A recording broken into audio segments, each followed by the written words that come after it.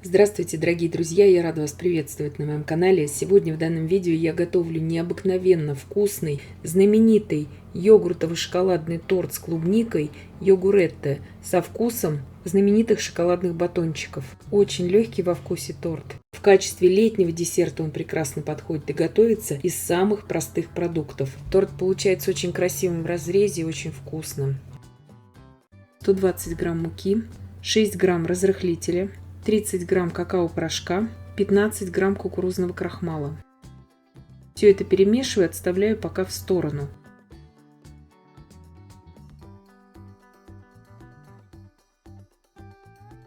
Четыре яйца среднего размера весом без скорлупы, примерно по 50 грамм каждое яйцо.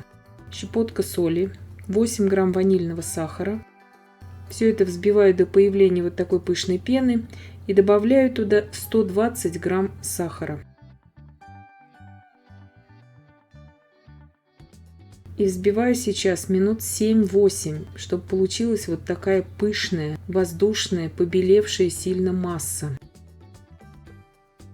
Теперь добавляю туда 100 мл молока комнатной температуры и 60 грамм растительного масла без запаха. Все это просто перемешиваю, ничего здесь долго не взбиваю.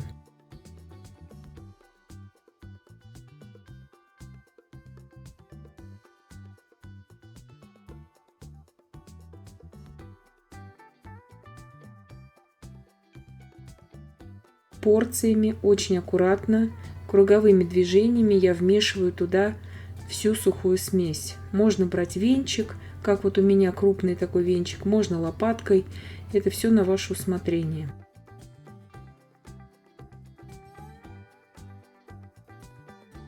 Форма для выпечки у меня здесь 20 сантиметров в диаметре. Форма здесь у меня без дна, обычное кондитерское кольцо, которое я застилаю фольгой. Выпекать я буду при температуре 175 градусов Цельсия в режиме вверх-вниз без конвекции 35-40 минут. Во время выпечки духовку, конечно, не открываем. Когда бисквит испекся, проверяем его вот так шпажкой, она должна выходить сухая и чистая. Дала ему полностью остыть в форме, и сразу же можно его брать в работу. Если он у вас постоит в холодильнике несколько часов, не будет уже никаких крошек, и он будет нарезаться еще лучше. Сейчас я разрезаю на два таких высоких коржа, и второй корж, шапочку убрала, и второй корж я разрезала еще напополам. Нижний корж, подложку, ацетатную пленку, все нужно приготовить сразу же заранее, чтобы сразу на него заливать йогуртовый мусс.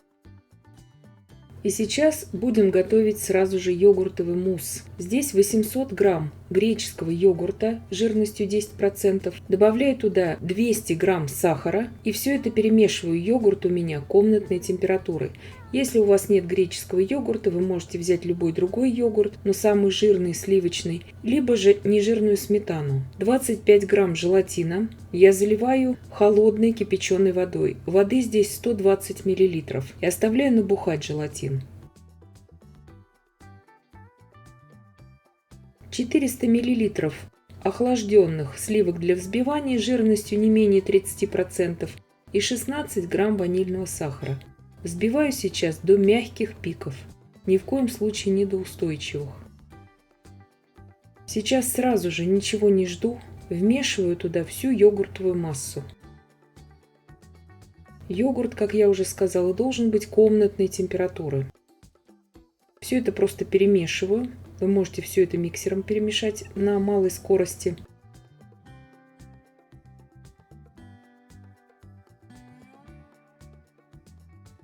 Распускаем импульсами в микроволновке набухший желатин, он не должен быть здесь таким прохладным. И добавляю туда примерно грамм 200-250 йогуртовой вот этой сливочной массы. Желатин доводим примерно до 70 градусов Цельсия. Иначе, если у вас будет очень холодная желатиновая масса, он у вас может пойти комочками в холодной вот этой достаточно прохладной сливочной йогуртовой массе. И сейчас на небольших оборотах миксера вмешиваю быстренько всю эту желатиновую смесь в сливочно-йогуртовую массу. И все, мусс в принципе уже готов. Сейчас сразу же ничего не жду ни в коем случае. Разделяю эту массу на 2 равные части. Для этого я буду использовать весы. Вы же можете так приблизительно тоже их поделить, кому это не очень так принципиально важно. Здесь я взвешиваю сразу вместе с миской, поэтому вес здесь на весах больше просто получается. Для одной из частей мусса я беру 50 грамм какао-порошка для выпечки и 70 мл горячей кипяченой воды, можно сказать, практически кипятка. Перемешиваю какао с кипятком.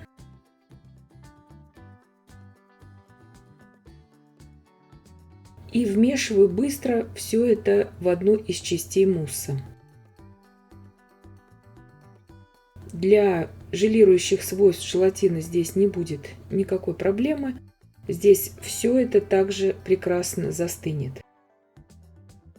Все это перемешали до однородной массы. Вы можете это все миксером делать, но чтобы избежать лишних пузырей, я не делаю это миксером. Перемешиваю еще раз белую часть массы. И сразу же, ничего не жду ни в коем случае, начинаю выливать эти обе массы с помощью вот двух таких одинаковых у меня здесь половников. Выливаю это уже все на корж. Ложками здесь, конечно, можно работать, но очень медленно это будет. И лучше брать какие-то, можно чашки просто брать по 250 мл для чая, для кофе, все, что вам нравится, чем вам удобно будет. Но главное, чтобы они были более или менее равные такие по размеру. Распределяю сейчас уже поверху вот эту всю массу, чтобы она у меня была более или менее ровная, потому что нам еще следующий корж нужно будет сейчас укладывать. Вот на данном этапе можно положить сразу корж, чтобы он у вас застыл на этой массе. Но здесь есть большая вероятность того, что он может поломаться, потому что коржи очень нежные, когда у нас ацетатная пленка здесь одета. Поэтому я его положу уже тогда, когда тортик будет охлажден сейчас, и я его уже потом выложу, этот корж. Убираю сейчас минимум на 4 часа в холодильник. Лучше, конечно же, в идеале убрать это все на ночь в холодильник, чтобы мусс окончательно стабилизировался. Здесь 300 грамм свежей клубники. Нарезаю ее мелким кубиком. В качестве ягод вы можете использовать здесь абсолютно любую ягоду по вашему усмотрению. С клубникой очень нежно, свеженький такой вкус получается. Вы же можете и малину замороженную здесь брать, и вишню. С вишней, конечно, более уже насыщенный такой терпкий вкус получится. 300 грамм сливок для взбивания холодных, охлажденных. 16 грамм ванильного сахара, 100 грамм сахарной пудры, 250 грамм сыра маскарпоне и 300 грамм творожно-сливочного сыра. Все молочные продукты должны быть холодными. Взбиваю до устойчивых пиков. Если вам не нужен будет крем для украшения, я вам напишу пропорции под видео, чтобы взять крем это только для клубничного слоя. То есть 1/4 вам тут понадобится этого белого крема, если вы не захотите украшать вот этим шоколадным кремом, как у меня в видео. Это все на ваше усмотрение. Сейчас, так как я буду украшать этим кремом, я делю этот крем на 4 равные части. Одну часть мы сейчас возьмем для клубничного слоя. Выкладываю в кондитерский мешок, потому что так гораздо удобнее с ним работать. И сейчас буду наносить уже на торт. Пропорции на один вот этот вот слой крема, на клубничный, где у нас клубничная прослойка, я вам напишу под видео. Еще раз повторяю, если вы захотите украшать другим кремом. Здесь я растопила 150 грамм молочного шоколада, 40% какао у меня в этом шоколаде. И ничего здесь не жду, сразу же взбиваю с оставшимися 3 частями крема. Перемешиваю просто до однородности. Шоколад должен быть не менее 30 градусов Цельсия. Можно и повыше его оставить. Просто чтобы он у вас не превратился в комочки. Видите, однородная красивая масса получается. Мусс уже очень хорошо застыл. Желатин здесь у меня сила примерно 200-220 блюм. Точную силу я указать вам не могу, потому что я знаю примерно. Желатин, которым я пользуюсь уже много лет, примерно как доктор Оэткер. Вот такой силы желатин, который доктор Оэткер Гольд.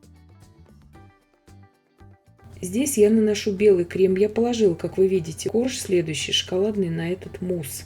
он прилип очень хорошо к этому муссу и уже и в застывшем виде. То есть не нужно здесь делать себе проблему, что нужно его выкладывать, этот корж сразу же еще на такой жидкий мусс. Но чтобы его не сломать, как я уже говорила, лучше его выложить уже, когда мы сняли все эти ацетатные пленки. Вот эту 1/4 крема белого, который мы откладывали, выложила туда клубнику и сейчас покрываю эту клубнику. Если вы не захотите больше здесь крема использовать, вы можете его не использовать. Вы можете покрыть этот торт сейчас шоколадным ганашем, допустим, и украшать его белково-заварным кремом. Это, к примеру, я говорю. 3/4 крема у меня осталось, который я смешала с шоколадом, и я украшаю им вот такими незатейливыми завитками, этим кремом, весь тортик. Если же вы захотите украшать любым другим кремом, я советую здесь использовать шоколадный ганаш на масле. Пропорции для шоколадного ганаша я напишу вам именно на размер этого торта в описании к данному видео. Это ганаш, который готовится проще всего из 2 ингредиентов, то есть там нужен будет шоколад и сливочное масло. Но тогда он у вас будет мега стабильным, этот торт, и вы можете уже впоследствии украшать его любым абсолютно декором, даже мастикой, если вы захотите. Конечно, для покрытия мастикой понадобится в 2 раза больше того количества ганаша, который я укажу, но это уже работа с мастикой, это уже очень индивидуальная, так сказать, сфера. Для украшения шоколадом вам нужно будет подержать этот мусс в холодильнике ночь, чтобы он у вас стабилизировался уже наверняка. И вот такой шикарный тортик в разрезе у нас получается. Торт без преувеличения, тающий во рту, съедается мгновенно, такой торт нравится как взрослым, так и детям. И очень красиво смотрится и внешне, и в разрезе. Ягоды, как я уже сказала, здесь можно использовать любые. Очень хорошо малина подойдет, вишня на любителя, но тоже подойдет очень хорошо.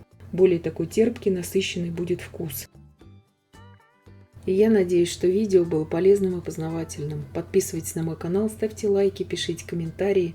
Я всем желаю больших успехов и до встречи в новых видео.